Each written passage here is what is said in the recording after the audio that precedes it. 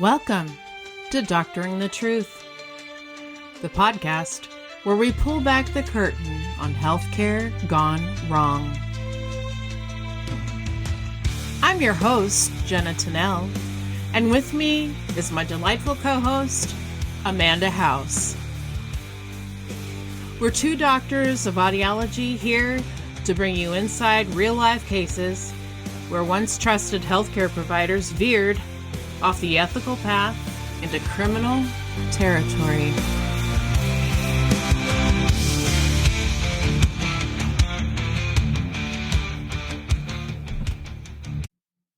Amanda! Jenna! Hey-o! How you doing? A bit under the weather, are ya? Yeah, just a little summer bug situation going on over here. Not sure. I'm sorry. Not sure. But, yeah, so we're taking it easy. Yeah. How you doing?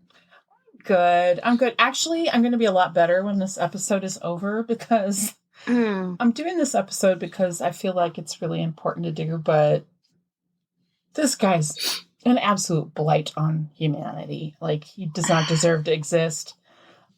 And so it's so depressing. It's probably the worst, most awful thing I've ever talked about. So, yeah, I'm really selling it. So it's going to be hard. It's going to be hard. It's going to be one of those that's like, this is really shitty to discuss, but like important to discuss because these things are happening. And this is a current case, right? It is current. Like he had his sentencing a couple weeks ago, and we'll see what you think about that towards the end. So we'll probably be disappointed, I suppose.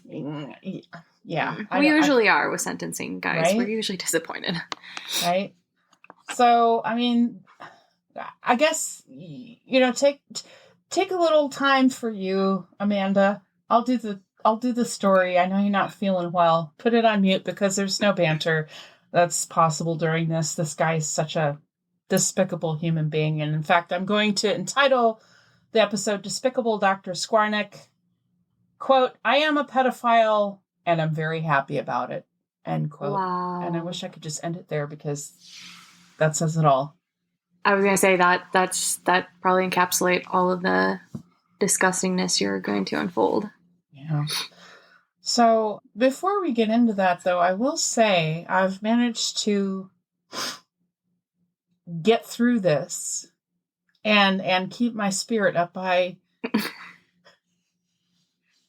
partaking of one of our sponsors' beverages called Shimmerwood. Yeah. Oh, you tried. If you find yourself doing a horrific pedophile case on your podcast, there's nothing like Shimmerwood.com that crafts CBD-infused seltzers using full-spectrum CBD for a calming, non-intoxicating effect. Twice named the #1 CBD drink by Forbes, these refreshing seltzers combine Maine-sourced fruit, cocktail bitters, and clean ingredients. No added sugars, caffeine, or artificial flavors. And they're available in bold flavors like Raz Lime, Chai Cherry, my favorite Ginger Orange, and just hemp. If you just prefer just that hempy. I should try that because I'm like, what is sell me? This like licking a rope? I don't know. That's not a good sell for this product, but I'm sure it's Raz delicious. Lime sounds good to me. Yeah, Raz Lime. Ginger Orange is really good. Oh, if you heard that cough, that one wasn't even me. That was my dog. She's still sick too. She has bronchitis. Oh, honey, Raven, I feel better. Oh, sister. No, Raven. Shit. Shimmerwood offers a natural, flavorful alternative to alcohol or sugary drinks, and they're perfect for relaxing anytime, straight or mixed. Visit www.shimmerwood.com. Do people say W's anymore? I don't know. We're at the age we say the W's. So. For an exclusive 30% off with our discount code, Stay Suspicious. That's 30% off at www.shimmerwood.com. Promo code Stay Suspicious. All right. Mm-hmm. The resources for this episode, one of the primary resources, I have to shout out this other podcast called Redhanded. They're wonderful. A couple of I've never heard of that one. English ladies, and they are I just could listen to their accents all day long. But also they do really thorough research, and somehow they got a hold of some stuff that I wasn't willing to pay for. So, I wasn't willing to pay for Lemonde subscription in France because this takes place in France. So I am using a lot of the information from their episode number 405, the Pedophile Diaries, Dr. Joël Le Scouarnec. And then, of course, my friend Wikipedia. There's a bunch of different news articles. And so those will be listed on our show notes. I can't state the trigger warnings enough. This is going to be horrific, people. If you are at all triggered by suicide, child sexual abuse, assault, including rape, be warned. Listen to our, backlog. Listen to Redhanded, but not episode 405 because they go into quite a lot of detail. I'm not going to go into a whole lot of detail, but just the overview alone is very, very, very awful and devastating. And again, I bring this up because this is a trusted surgeon who got away with this for 30 years and has only just come to justice, and some may question whether or not he actually came to justice. So I'm bringing it up because I think it's important for us to know, but not because I take any, pleasure, no, in this at all. And I'm really dreading talking about it, but I think it's important. So, deep breath. Little zen moment. And do a little line of, you got this, and you're doing important work. Thank you. And we're all going to buckle up and get our barf bags. Listen, yeah. My next episode, I got to do something lighthearted. I don't know what that would be in our genre, but we'll find something. So, what happens when the person trusted to heal is secretly harming the most vulnerable? Tonight and it may be the daytime when you're listening, but on Doctoring the Truth, I was getting very moody as I was writing this. Tonight on Doctoring the Truth, she was like a 60 minutes. She was like, tonight on Doctoring the Truth, we are going to uncover this fucking horrible shit. Oh God, he's horrible. The disturbing saga behind Dr. Joël Le Scouarnec, a respected French gastrointestinal surgeon who preyed on children for decades, hiding in plain sight. It all began when a 6-year-old's brave words shattered the quiet facade. And it's quite interesting that I lose my voice as I'm beginning this, because I think even my voice is wary of talking about this fool. Okay, a little liquid refreshment. Okay. In April 2017, Jean-Jacques, France, a young couple named Jerome and Laura had just moved into town. Jean-Jacques was a small town in southwestern France, the kind of town where everyone was up in everyone else's business. And immediately upon moving in, the couple noticed that their neighbor, a 66-year-old surgeon, was somewhat unusual. His house was disgusting, to start, and they could hear him playing classical music all night, every night, until the early hours of the morning. The windows on his house were so dirty and grimy that you couldn't even see through them. And to make matters worse, they would occasionally spot this man walking around his garden completely starkers. Oh, what the fuck? That's right, listeners. This is another story of a man who enjoys walking around in his birthday suit. Take the clothes off. Yeah. Be sure That's to listen. the only comedic relief we're going to get. I think so. Speaking of comedic relief, be sure to listen to episode 20 about Rick Van Turdbucket Thiel, where apparently this is a thing. But unfortunately, in this scenario, the fence was very short. And so Jerome and Laura, having had kids at the time in the house, weren't happy about this. Strangely, they noticed that when they ran into him on the street in public, he seemed pretty normal. But I find that even more disturbing. The fact that a man like this, who will learn who he is, it can sometimes seem normal. Right, that's so scary. Yeah. They thought he was polite, respectable, and harmless enough. That was until April 24th, 2017, when Jerome and his young daughter bumped into the surgeon as they were coming home from a walk. The surgeon pointed his finger in the young girl's face and waggled it back and forth as if to warn her, no, no, no. Understandably, the child seemed pretty freaked out and asked her dad if she could go inside. And of course, he said, go inside. And when he followed her into the house, his life would never be the same. His daughter turned to him and asked, if I tell you something, will you promise not to get mad? No. Jerome said, of course. And then the girl told him what no father or anyone would want to hear. "That man is a strange man," she said. "That man showed me his willy." Mm. And she said she'd not wanted to tell anyone about it before because she was worried that she might go to prison. Aww. Bless her little 6-year-old heart. She went on to say that the previous Saturday she'd been playing with her brother in the garden. The man next door beckoned her over to the fence, exposed himself to her, and asked her to touch him. Oh my God. When he refused, he reached through the fence and touched her with his fingers. As soon as he heard this horrible news, Jerome called the police. Thank goodness. Good dad. Right? The police raided his house. Inside, it was filthy in every sense of the word. Under the floorboards, the police found a collection of more than 70 life-size dolls.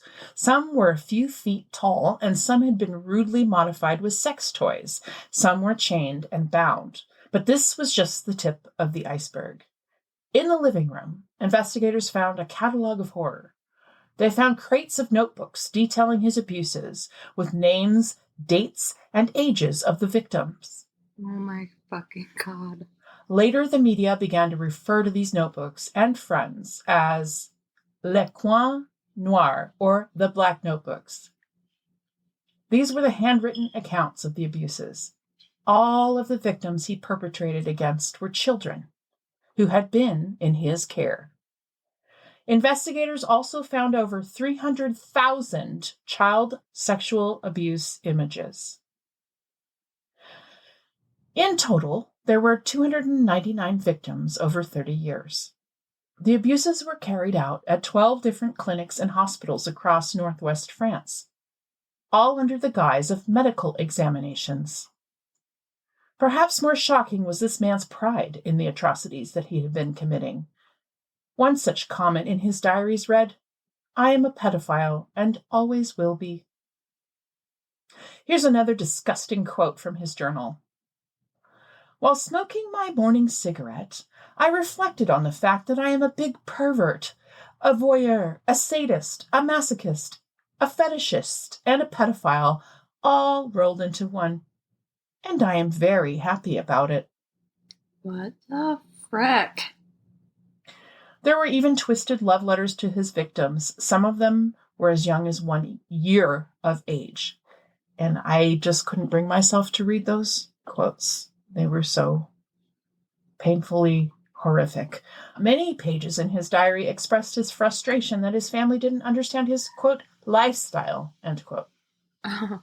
Oh, no kidding. Nobody does, dude. It's not a lifestyle, you sicko. Right? He also expressed his belief that he was getting away, his disbelief, that he was getting away with what he was doing and that he'd managed to do this for so long. Because after all, dear listeners, this man had been convicted in 2005. Yet still somehow managed to be allowed to continue working with children for another 13 years after his conviction. But more on that later. It should be noted that these crimes weren't impulsive acts. They were methodical, premeditated, and meticulously recorded in his vice-filled logbook of horror. Joel Scouarnec was born on December 3rd, 1950 in Paris to his hard-working parents, a carpenter and a nanny. He had 2 siblings and was the oldest. This meant that he felt immense pressure to succeed from an early age. So at the age of 10, he decided he wanted to become a surgeon. Now, I'm not saying surgeons are likely to be psychopaths, but I am saying a lot of psychopaths are likely to be surgeons. Joel was a quiet child who enjoyed being alone with his books and classic records for company. He kept detailed written lists of his collections, not just of his books and vinyl, but of operas that he had seen, films he had watched, and cities he had visited. But there was something a bit off. When his grandfather died and he visited the mortuary, he later said, "I knew what it meant, but it didn't show. I didn't feel any emotion. I didn't feel anything, even though it was my grandfather." Red flag? Maybe. Yeah, maybe. Well, Scouarnec graduated from medical school in Nantes in 1983. He worked in Lux, Vence, Lorient, Kimperlé, and finally Jean-Jacques until 2017. The Scouarnec specialized in abdominal issues like appendicitis, hernias, and gastrointestinal surgery. He operated on both children and adults. Early in his career, he began dating a young nursing assistant named Marie-France. Later, he secured a job as a surgeon at a clinic in Vannes, and the two of them moved there, together, leading a comfortable life.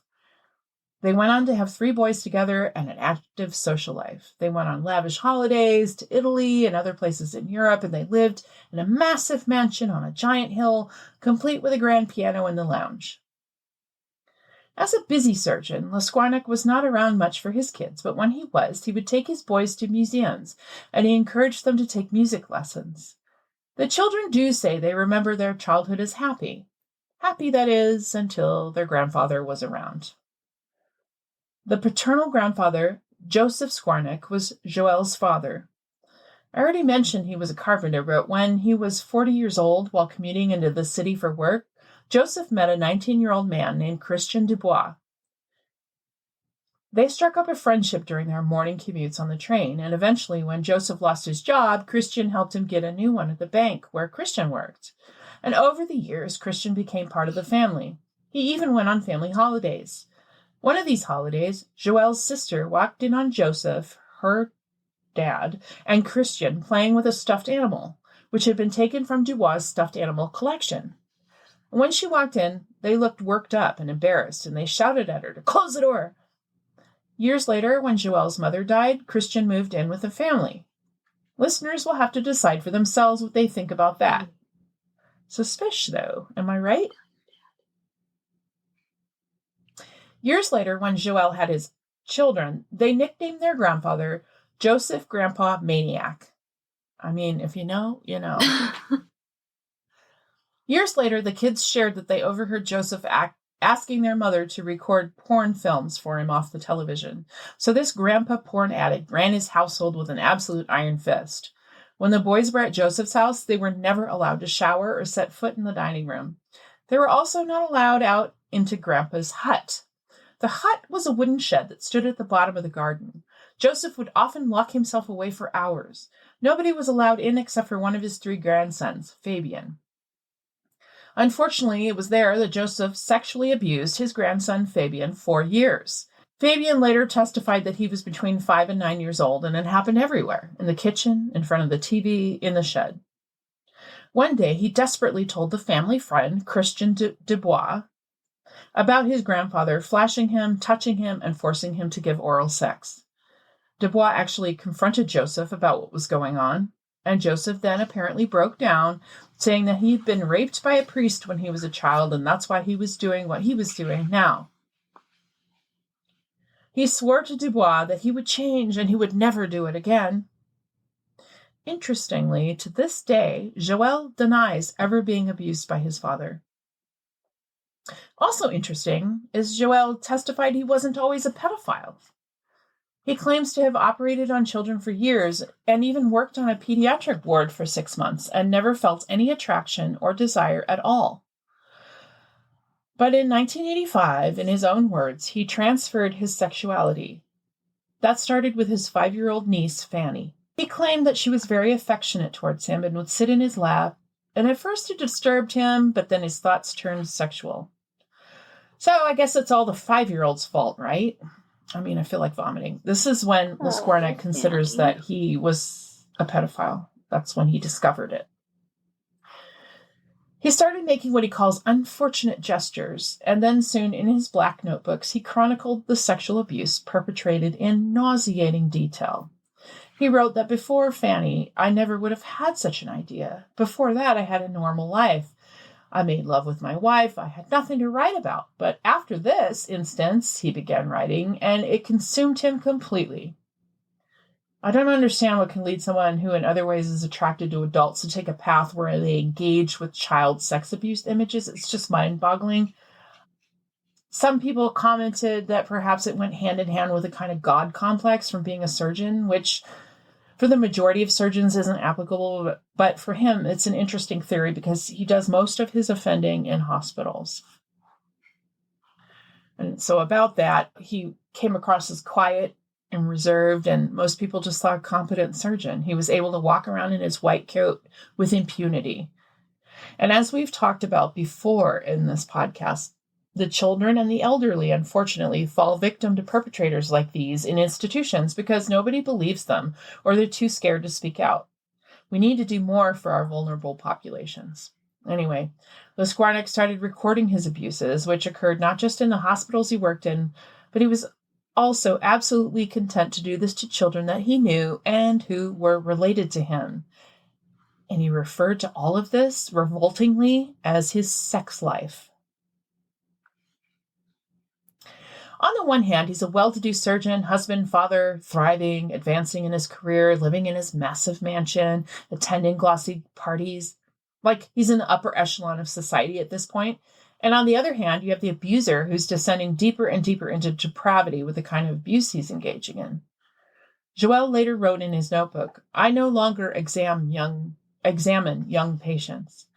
I looked at them with the eyes of a pedophile.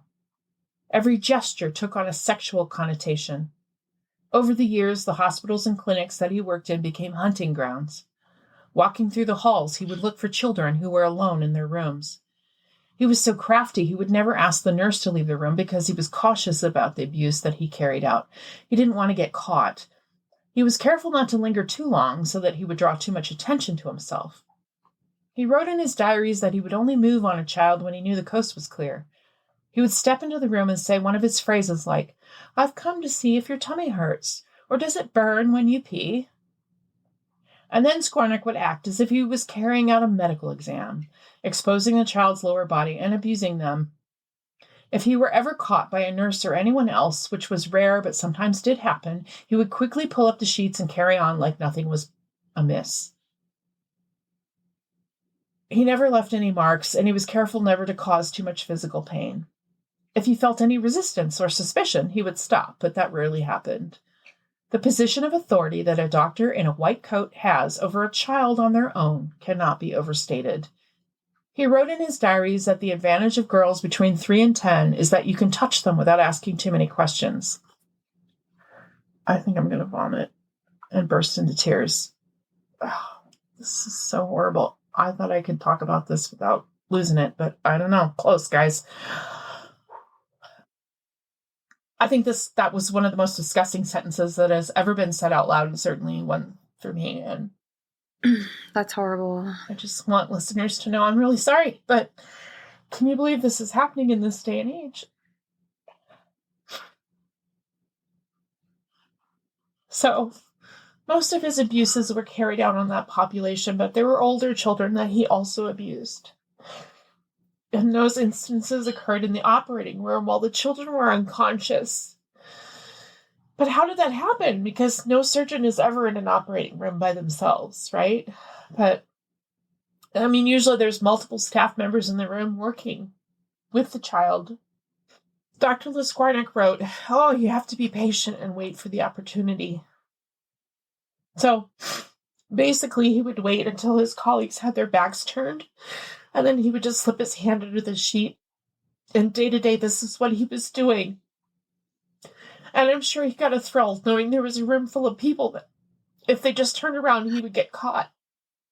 So this is the portrait of a man who had such depraved proclivities that he had to constantly push the bar to chase that thrill. Later on, some of his colleagues would say that they'd worked with Joel on hundreds of surgeries and never suspected anything. His diary entries began as sporadic, weekly entries and burgeoned to multiple daily entries, sometimes 4 times a day.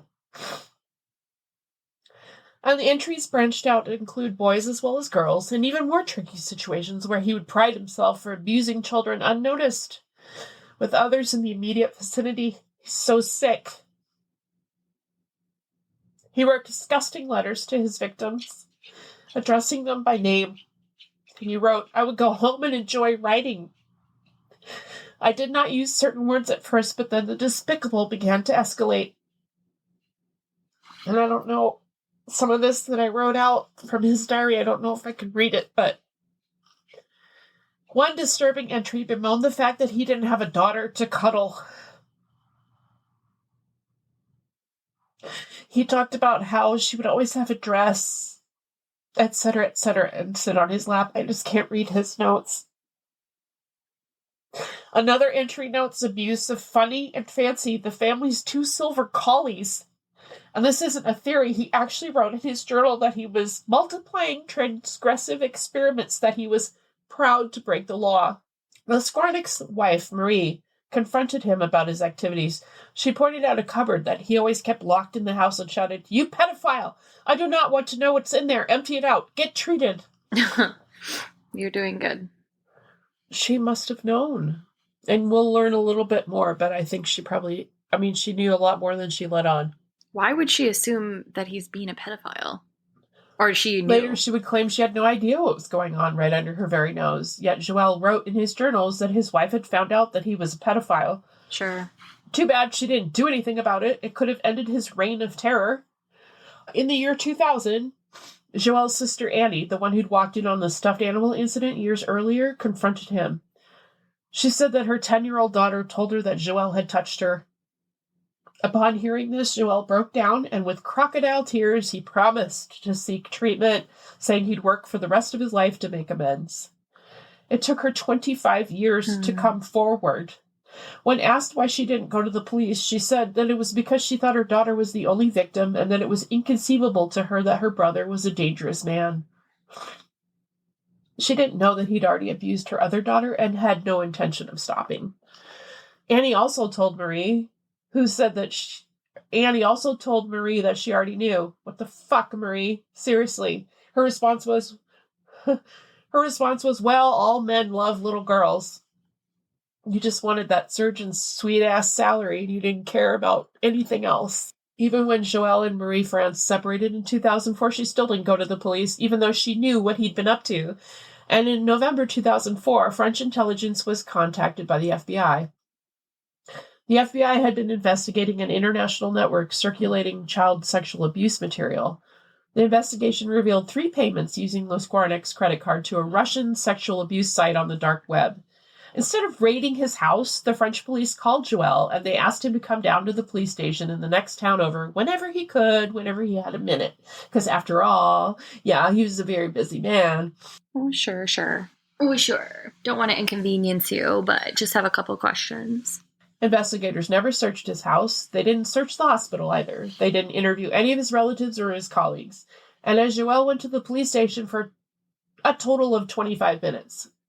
At the interview, he was asked 5 questions, and he stumbled through his answers about experiencing a regretful, quote-unquote, phase after his marriage fell apart. And then the next day, he returned to work, continuing to care for his pediatric patients. How could this happen? Because the French medical system, like many, protected its own. There was no suspension, no investigation. He just moved on. And they were like, we checked a box. We questioned him. Right. In 2005, the law did catch up to him for a small beat. He was convicted of possession of child sexual abuse images, and he was given a 4-month suspended sentence. In France, the judicial authority is legally required to notify the National Medical Council to alert them about such an offense. But in this case, for some reason, that did not happen. So he went on for the next 12 years to assault 50 more victims. Shame on you guys. Shame. Okay, let's do a chart note. Deep breath. Ready? It's time for a chart note. Let's do a chart note to change the vibe for a little bit. We need this chart note in our life now. Welcome to chart note. Thank God for you. So this chart note segment, we're going to learn about something that's happened in medicine and healthcare historically. So shout out to Dr. Nicole Krieger, a friend of the podcast, who was like, "Did you know this?" And I was like, "I did not," and it's super uplifting. So it's very quick, but Martin Arthur Cooney, born Michael Cohen, 1869 to March 1st, 1950, was an American obstetrician of German Jewish descent, an advocate and pioneer of early neonatal technology. Cooney, also known as the Incubator Doctor, was best known in medical circles and public view for his amusement park sideshow, the Infantorium, in which visitors paid 25 cents to view prematurely born babies displayed in incubators. What? I know. It doesn't sound like something good, but hear me out. So after allegedly apprenticing under Pierre Constant Boudin, an established French obstetrician in the 1890s, Cooney began exhibiting incubators at expositions and fairgrounds in Europe and then in America. He's best known for his Infantorium at Coney Island, New York. During his active years at fairgrounds across America, it was widely believed that premature babies were weaklings who were unfit to survive into adulthood. Cooney was one of the first advocates for premature babies, and his infantoriums became widely credited with saving the lives of over 6,500 premature babies. He's considered one of the first pioneers of neonatal technology. So he basically took these chicken incubators and put babies in them and was basically educating the public, because they didn't have, back in the late 1800s or whatever, they didn't have movies or television or internet or any of that. Right. People went to the local fairgrounds. And so he was basically like, not only that, give me some money, I'll show you this baby. And guess what? This baby's going to survive. And also that the incubator was a great way to keep them safe during that time period. And so, we still put them in those today in the NICUs. Yeah. So, that's so cool. Isn't that crazy? Yeah. I just thought that was really cool. All right. The big old Dodge County fairs this week, you think they're going to be have any incubators? Pay a quarter, see a baby. I would pay a quarter to see a baby. Yeah, a quarter. Jeez Louise. What a steal. Okay, so back to this horrific case. We'll get through it, listeners, and then the next time I do a case, it's going to be lighthearted, I promise. So, in 2006, Joël was offered a fancy new position at a hospital in Campelet as a hospital practitioner, where he would work with Thierry Bonvelo, the president of the hospital's medical committee. Thierry had heard about the pedophilia case against the Scouarnec and was deeply concerned. He wrote a letter to the hospital's director and reported him to the national and local orders of the French National Order of Doctors. They requested a copy of his criminal record and then came back saying there was nothing to report. Oh. Sure. So how is conviction for possession of child sexual abuse images, quote unquote, nothing? Well, I'll tell you, the filing system of the council had a bit of a backlog. And so the dastardly doctor's file had not been updated to reveal his recent criminal convictions. He was officially appointed to his position on August 1st, 2006. And then a few months later, the files were updated. It was there in black and white that they had a convicted pedophile working for them. But nobody wanted to do anything about this unfortunate hire. The resulting consensus from the council was that, he's already here. He can stay. Nobody's complained. And, of course, there was that pesky shortage of doctors. What's a little sexual deviant behavior when the waiting list for surgeons is so long? Sex offense against children was taken so lightly that they didn't interfere with Dr. Scouarnec's promotion to the local medical board shortly after this discovery. The hospital ultimately shut down in 2008 due to a shortage of doctors, so he moved on to a hospital in Western France. Even though the administrators of this hospital acknowledged his criminal history, they prioritized the shortages of doctors over his evil... Let me say that again, because I think I said evil propensities. The director noted that Joël was very kind and that since no physical assault had taken place to their knowledge, no restrictions were placed on him at all. He was welcome to the team. Later, the French press would refer to this as a structural flaw. But is it a structural failing, or is it enabling abuse? The director went on to say, we can't imagine a predator could hide beneath a white coat. Well, therein lies your problem, people. Believe it, because he was already convicted. Hello. So Dr. Scouarnec transferred to the clinic in Jean-Jacques and moved there alone. Because he and his wife had been separated for a few years, he continued to support her financially, and then he would return to stay with her and the boys several times a year. The rest of the time, he was reported to live a solitary existence and sink deeper and deeper into his sick world. He wrote in his diary that he grieved the loss of his family and friends, saying, "Nothing will be left for me, but I will embrace my pedophilia, and I will embrace it for the rest of my life." This is when he stopped washing himself or cleaning his home. He pretended to be normal when he was at the hospital, but the chasm between his professional and personal life widened considerably during this time. He began drinking a lot. Some reports said he was drinking up to 1 liter of whiskey a day. Jeez. Eventually, he just lay a blanket in the middle of the living room and slept on that, letting the rest of the house go to rot. Occasionally, he would walk around naked in his garden, as we know, behind that teensy-tiny fence. Mold covered the walls, and bodily fluids were found all over his diaries as well. Oh, God. Over time, the windows of his house darkened with grime until the sun was eventually totally blocked out. According to his colleagues, they didn't notice anything was wrong at the time. Some even said that he seemed in control, not someone who was going off the rails at all. Nurses, of course, noticed his smell. But since he was a surgeon, they ignored his stench because authority was absolute and second only to God. Here's a diary entry from 9th of May, 2013 that he made at 4:30 p.m. in the living room of his house. "I am out of money. It is raining. I have got a cold and a cough. I am old and tired. I drink too much. But my little Veronique is always there, attentive to my distress, my beloved little girl, snuggled up against my nude body." She was his favorite doll. She was the size of a 5-year-old child and was always dressed in various princess gowns. He even installed what the courts refer to as a replica female sex organ on the doll. It seemed that his dolls had begun to replace his real-life victims at this point because the instances of abuse dwindled around this time, according to his journal entries.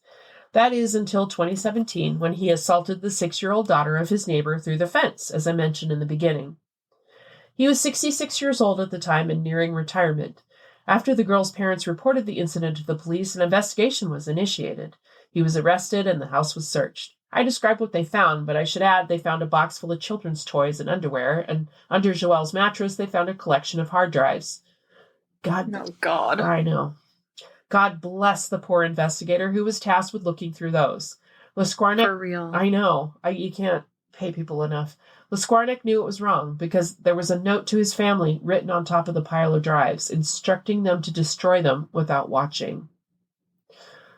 All in all, investigators removed 78 items from his home, including 27 external hard drives, 9 USB sticks, a camera, 3 computers, 131 porn DVDs, 22 dolls, and a boatload of sex toys and wigs. An investigator began analyzing the hard drives immediately. Over the next few years, all of those drives would come to reveal more than 300,000 photos and videos featuring child sex abuse. 2 of the hard drives were dedicated to material exclusive of his own exploits on his own nieces. The evidence included photos of himself documenting his exploits that proved that he was also creating his own porn and participating in the crimes. There were documents, spreadsheets, and of course the diaries, which contained 3,600 separate notes detailing the acts of abuse carried out against children, mostly at his various hospitals. The spreadsheets listed hundreds of victims' names, dates of birth, and addresses. He even had files labeled gore, which had images of piles of corpses, decapitations, torture, and animal abuse in them. Those who were tasked with going through this never wholly recovered. The lead investigator was put on sick leave for 3 years. Oh, God. Imagine the hundreds and hundreds of victims across 30 years. Some of these children were as young as 1 year of age. So by the time anyone discovered what happened to them, they would be at least 31 years old. One victim, known as Marie, now in her 30s, discovered her name and age, 10 years old, in his records after forgetting the event. Imagine. Soon after his house was searched, Scouarnec appeared before a judge with a court-appointed lawyer and attended what became known as the family trial to account for his confessions of abuse against his own family. There, he described himself as a cold person who has trouble feeling things. Scouarnec denied everything, but as the evidence was presented, including diary entries that he himself had written, describing his crimes in detail, he eventually admitted to everything bit by bit. He acknowledged that he was attracted to children, mainly to little girls around the ages of 9 and 10 because they were easier to seduce. He admitted to sexually assaulting his niece and 2 other children who were family friends in the 1980s, and his niece Fanny was his first victim. She was 43 years old when she testified at this trial. She testified that she carried the guilt of not having said something at the time that could have stopped him from abusing all these other children. Not on you, Fanny. This was not on you. No. No. I was just thinking that. Your mom and your auntie knew, and they did nothing. This was not on you. Bless your heart. The adults should have done something, Fanny. Yeah. As a result of the confessions, he was convicted of the sexual abuse of 4 girls, his 6-year-old neighbor, a 4-year-old patient, and 2 nieces. His nieces were just 4 years old when he started to abuse them. He was sentenced to 15 years in prison. And I think they did this first. They did like the easy, low-hanging fruit, like, okay, we can definitely get him on this and get him out of the way so he doesn't offend again. And then now we're going to go after all of the others. And now we can continue our investigation and really nail him to the board with more concrete evidence. Yeah. But at least we know you're put away right now. Yeah, you're not reoffending. So while he sat in his cell, they got to work identifying many victims detailed in his diaries and gathering evidence. Once the victims were identified, investigators had the horrible task of contacting them. And as I said, these victims were in their 30s and 40s by this point. A lot of them had lived their entire lives with no idea that they'd even been assaulted. Most of them didn't even recognize Scouarnec's name, which is understandable. I mean, he'd been their surgeon for a day or two when they were children. So now on to the trial. In February 2025, the trial began in Vannes, the most significant child sexual abuse case in France. What traumatized me the most? The police, said a farmer on the stand. When he was summoned to the police station, he thought it was because he was guilty of something, like everyone else in such situations. In reality, it was worse, he recalled. I learned I was a victim. In a 20-minute hearing, including the formalities, a police officer told him he'd been raped under anesthetic in the operating theater some 30 years earlier. On an early winter morning in 2020, the farmer found himself alone in this police station's parking lot, his life smashed in 2. In front of the court, he tried not to break down. It turned me upside down, he managed to whisper. He glanced at his wife seated in the front row, and she burst into tears for both of them. Scouarnec admitted to the vast majority of the 299 rapes and assaults committed between 1989 and 2014. He confessed to abusing his own granddaughter in court, creating further shock. One victim, a woman named Céline Matteau, was told by the police that this happened to her. At just 7 years old, she'd been rushed to the hospital with acute appendicitis. Shortly after the operation, she underwent a significant change. She began cutting her hair and swapping her dresses for pants. She suffered from intimacy issues for many years. She now believes it was because of the abuse. Most victims had no idea they were abused because often they were unconscious when it happened. Some say it had a detrimental impact on them, but they couldn't pinpoint exactly what happened. Some were fine and had no idea. All victims who were identified had the awful opportunity to read the diary entry that described what had happened to them. Celine refused, but not everyone did. I can't imagine this. I don't know what I would do in this situation. What would you do, Amanda? I have no idea. I don't think I would want to know. Yeah. It's a horrible... Because, there's a part of you that does want to know what exactly happened to you because it happened to you. But also, once you know that, you can never unknow that. Yeah. And think about these kids, these babies. Like, that happened to me when I was 1 year old. I mean, it's horrible no matter what age they are, but... Yeah. Amélie Levichot found out the terrible news at the age of 43. She read an article in her local newspaper about the family trial and contacted her GP, who checked her medical records and saw that Scouarnec had removed her appendix in 1991. She began seeing a therapist and stated that suppressed memories resurfaced. She told a local newspaper, "In a few seconds, I was back to being 9 years old again in the recovery room of the clinic. Everything came back, the feelings, the smells, the cold, the heat, the rape, all of it." Oh my God.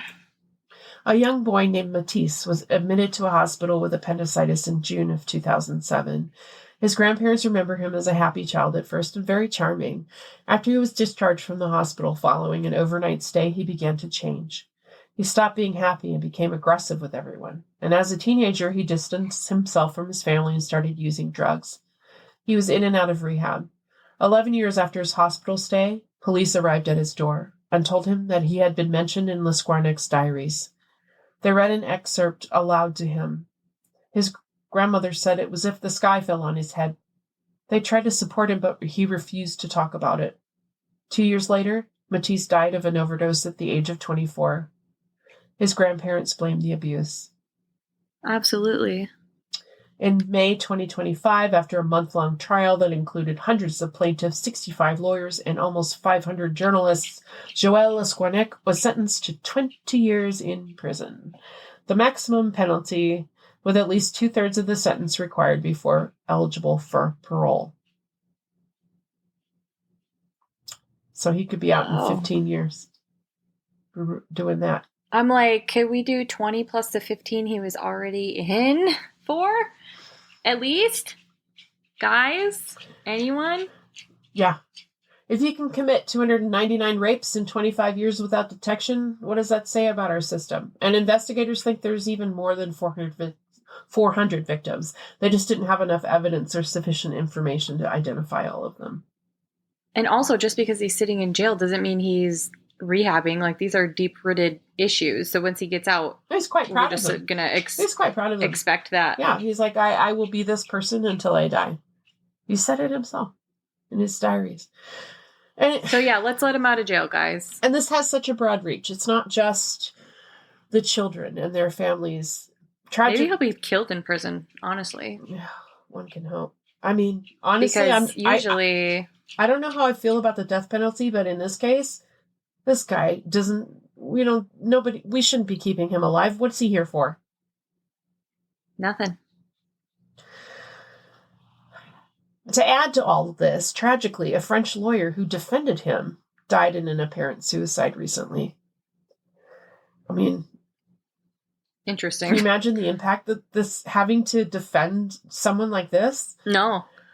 And this was recently, a prosecutor made an announcement on Wednesday, July 9th, and we're recording this the 14th. An article from Lemonde News states, Maxime Tessier, 34, defended Scouarnec, 74, who confessed at his trial to sexually assaulting or raping 298 patients between 89 and 14, most of them children. Everything points to suicide. Frédéric Taillet, chief prosecutor in the western French city of Rennes, said of the lawyer's death, adding that an investigation had started. Tessier, a father of 2 young children, had a very high regard for justice and was very, very demanding towards himself. I mean, he probably just was so conflicted over having to defend somebody like this. That would be the worst job. Yeah, and that quote was from Catherine Glon, his associate. Tessier was one of 2 lawyers defending Scouarnec, one of the most, and as we talked about, infamous sex predators. Another prosecutor in the case referred to the former doctor as the devil dressed in a white coat. I mean, that's the understatement of the year. He's more than a devil. Yeah. I mean, so France's medical council is suing itself.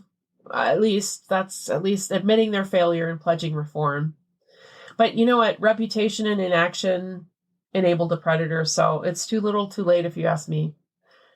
Joël Scouarnec may be behind bars, but he shattered hundreds and hundreds of lives. This wasn't an isolated crime. It was a tragedy of institutional neglect as well. So if this episode was difficult to hear, you're not alone. We're going to include international support resources in the show notes for survivors of medical abuse and sexual violence. Jenna. Yeah. Good job getting through that horrific tale. Thank you. And while that is so disgusting and horrible to uncover, it is important. It is important. Yeah, I mean, this isn't... I can't believe this is recent. This is so recent. This sounds like something that happened maybe in the 20s or maybe in the 1800s. Right. They're just wrapping this up now, like a couple weeks ago. What the hell? And it's not just it's not because it's France. It's everywhere. You know? We have a shortage of doctors. We couldn't possibly question the doctor of our 4-year-old. And the 4-year-olds don't even have the language or the understanding to be able to come forward. And then if they're unconscious, what the hell? I mean, It's disgusting. Oh, and that poor gal that after she learned that, all of the memories came flooding back. Mm-hmm. Ugh. Like her brain just suppressed them until it was said out loud and then everything came back. I mean, obviously something happened, and it was almost like she was trying to protect herself by cutting her hair and wearing pants, and like, I mean, there's nothing wrong with cutting your hair and wearing pants if that's what you want to do, but it was like a sudden change. But more like a protective measure. After her. Yeah, isn't that crazy? I don't know. That's terrible. Like if I don't look like a girl, then maybe a man won't want to do that to me again. Yeah, exactly. Yeah. Ugh, makes me so sad. So sad. So I was just thinking, okay, wait, so he got how many years? 20. It was 15, but then he got 20. Yeah. And it was 74, so I mean, hopefully he'll at least be dead. Yeah. Or killed. He's going to have to be in solitary because I don't know. If there's ever prison justice anywhere, bring it. I mean, I'm sorry, I shouldn't say that. But we're not condoning murder. We're just saying typically people who offend against children if they happen to slip on a banana peel, a trail of banana peels on the way to the canteen. God forbid. God forbid. Yeah. Yeah. Oopsie poopsie. Worse things could happen. I'm just saying. Yeah. I wouldn't be losing sleep. In fact, I'd probably sleep a bit better. Knowing that, I would just also want that house torn down. Yeah. I wouldn't even want to live by that house. Right? It's disgusting. Well, and you know what? Thank God they said something.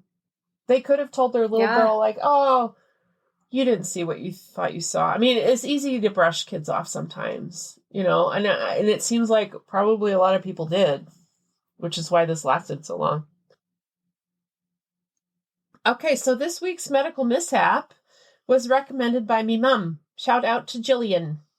As some of you may know, I grew up in Dhahran, Saudi Arabia, where my father, the country's first audiologist, established the kingdom's first speech and hearing clinics. And now patients from all over the Middle East come for ENT and audiology care, and there's an entire hospital in Riyadh dedicated just for cochlear implant patients. Fun fact, hearing loss, especially congenital sensory neural hearing loss, is more common in Saudi Arabia than in many countries, mostly due to high rates of consanguinity, which is close relative marriage. Studies show that children from such marriages have a 3.5 times greater risk of congenital hearing loss, according to WHO, the World Health Organization. Okay, so back to me. I was an itchy child, always polishing my nose and leaving soggy tissues in my wake. My dad took me to see his friend, Dr. Wiley, an American ENT specialist with a specialty in allergies who worked at the same hospital as my dad. Dr. Wiley was so funny. I loved going to visit. His silly dad jokes always made me laugh. Dr. Wiley treated my younger sister with allergy injections for about a year before I went to see him. Now, my sister used to have to get up at some unholy hour, like 6 a.m. before school to get her shots for months on end. So when it was suggested that maybe I needed shots too, I did a little pre-work before my scratch test. So let's keep in mind that this was the mid-1980s, and we didn't have internet back then, and there was no Google machine. So word of mouth was practically the only way to learn things, unless it was printed in an encyclopedia and you had the right volume or letter to consult. So I learned through the elementary grapevine that you could cheat the test by taking Tylenol and antihistamines before you go in for your scratch test. Turns out that must have been true because it worked. Still, Dr. Wiley must have been a bit puzzled because I had the constant rhinitis, chronic puffy eyes, and hyponasal speech of a mouth breather. A nasal exam confirmed his suspicions. I had nasal polyps, and they needed to be removed so that I could breathe through my nose. It was to be a minor in-office procedure. My mom picked me up after school one day, and we headed to his office. The mood was jokey and light. A big brown bottle sat on the tray table near Dr. Wiley's stool. It had one of those labels on it that you print yourself with those little label makers, and in the old days, the letters were raised. I remember it to this day. The bottle was brown and had a tube that ended in a puffer bulb like a vintage perfume spray bottle, and the label clearly read cocaine. I joked with my mom, who sat across from my exam chair. Look, Mom, I'm about to snort cocaine in front of you. I can't wait. We all had a chuckle as Dr. Wiley inserted a tube attached to the bottle and instructed me to snort once, twice on each side. After a few nose-tingling minutes, he pulled out what looked like a metal whisk, but with just one wire loop on it. A flip of his eye mirror, and he was quickly spelunking in my nasal cavity. Still spinning the dad jokes, he quickly cinched the wire loop around a polyp and tightened it. He told me to take a deep breath and hold it, and jerked his hand back, ripping what felt like my brain out in the process. God. Blood started pouring out of my nose, and my face felt like it exploded. I glanced at my mother, whose face had turned white. She looked about ready to faint. Dr. Wiley, who was now more like Dr. Evil in my mind, mopped me up and comforted my mother. My face was streaming with tears. Eventually, when my sobs settled down, the Joker wheeled towards me with a devil's whisk pointed at my face. "I think I missed some," he teased. "Let me have a last little peek." I laughed until I realized he wasn't joking, and he was actually going back for more. I kicked him and punched his arm out of the way. He got the hint, and I got to keep my remaining polyps to this day. Today, this procedure is typically performed under general anesthesia, and I have PTSD about anything going up my nose. Imagine my suffering with all the COVID swabs we've had to take in the last 5 years. So, thanks, Mom, for bringing up that past trauma. You're welcome, listeners. Oh, gosh. So, due to technical difficulties, I'm going to assume Amanda's laughing like crazy at my little story here. And I think we're going to hear about a nefarious nurse next week, listeners. So, you need to stay tuned. You put it on here? I don't see it. Oh, okay. Okay. Yeah. So, next week, Amanda's going to be covering a nefarious nurse, I think. And she says, it's a doozy. This nurse's ambition was to have killed more people, helpless people, than any other man or woman who ever lived. Oh, evil. I can't wait to learn more about that. But meanwhile, don't miss a beat. Subscribe or follow Doctoring the Truth wherever you enjoy your podcasts for stories that shock, intrigue, and educate. Trust, after all, is a delicate thing. You can text us directly on our website at doctoringthetruth@buzzsprout.com or email us your story ideas and medical mishaps at doctoringthetruth@gmail.com. Be sure to follow us on Instagram at Doctoring the Truth Podcast and Facebook Doctoring the Truth, and we're on TikTok at Doctoring the Truth and EdAudPod, EDAUDPOD. Don't forget to download, rate, and review so we can bring you more content next week. Until then, stay safe and stay suspicious. Bye.